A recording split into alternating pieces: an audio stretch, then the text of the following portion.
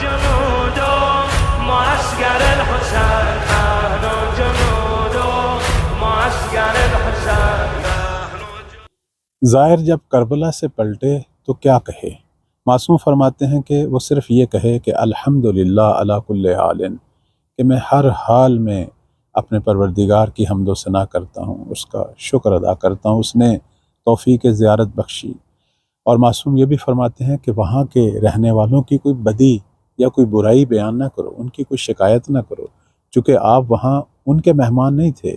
آپ وہاں مولا امام حسین علیہ السلام کے مہمان تھے، وہ آپ کے میزبان تھے. اور اگر ہو سکے تو ان کی خوبیاں بیان کریں، یہ نہ کہیں کہ ہم نے وہاں یہ کچھ کھایا، بلکہ یہ کہیں کہ وہاں کے لوگ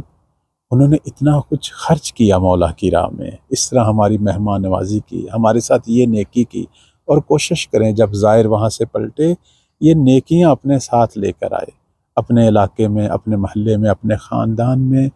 ویسا ہی بنے جس طرح کا منظر وہ 40 میں دیکھ کے آیا ہے. یہ اچھی خصلتیں، خوبیاں ہمارے وجود میں ہمارے ساتھ آئیں، اور بتائیں دنیا کو کہ زائر جب پلٹتا ہے تو وہ پھر وہ والا شخص نہیں ہوتا، وہ کاملاً ایک حسینی، ایک مہدوی شیعہ بن کے آتا ہے کہ جس سے صرف خیر ہی نظر آتی ہے سب کو، جو ہمیشہ سب کے لیے خیر خواہ ہے،